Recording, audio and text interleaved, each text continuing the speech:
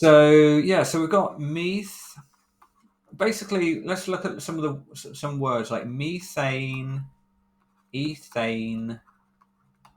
Let's do propene. These words can be chopped up into two halves, right?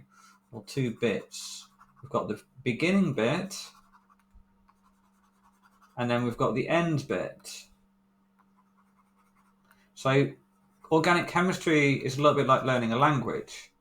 The beginning bit tells you how many carbons in the main chain.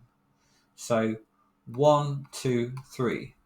And then 4 is bute. So it's bute, and then pent, then hex, then hept, then oct, then non, and then dec. But I'm not quite sure how high up we need to go for GCSE.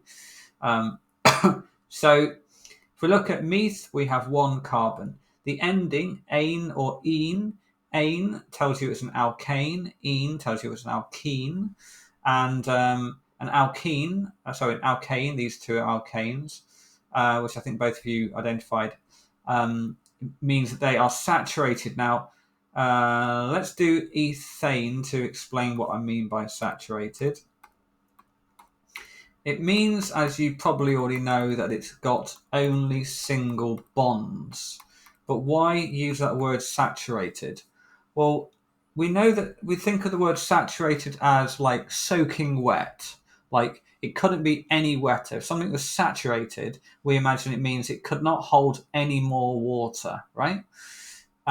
So we could imagine that this is saturated in hydrogen. I'm not saying that that's the reason why it's called it, but it's a way to remember it. So this can't contain any more hydrogen. Now, alternatively, if I make propene, propene has got 3 carbons, but the ene tells me it's an alkene, which means it contains a double bond, but not just a double bond in the carbon chain. Now, each carbon has to have 4 bonds. This carbon has only got 1 so far, so we give it another 3, and we fill it up with hydrogens. Okay, and this middle carbon has already got 3 bonds, so it can only contain 1 more bond, and we give that a hydrogen. And this carbon's got 2 bonds already, so we just give it 2 more and fill that up with hydrogen. Now, this is not saturated because I could break this double bond, and what would happen then is if I just do that, this carbon now has an extra bond, and so does that one, which means I could put more hydrogens on it.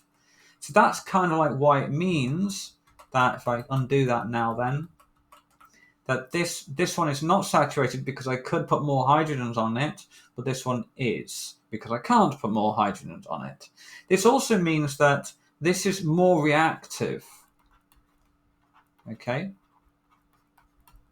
this is more reactive and this is less reactive because with the alkene I can break the double bond. So with the I was saying why is there no such thing as methane? Because we only have 1 carbon, and I can't. Therefore, there's no. The chain is the entire The carbon is the entire chain, so I can't do a double bond to itself. So the rest of the thing has to be just hydrogens, and also they only have 1 bond. So there's no place for the double bond, so you can't have a methane. Okay, so those are the main differences between alkanes and alkenes. All right.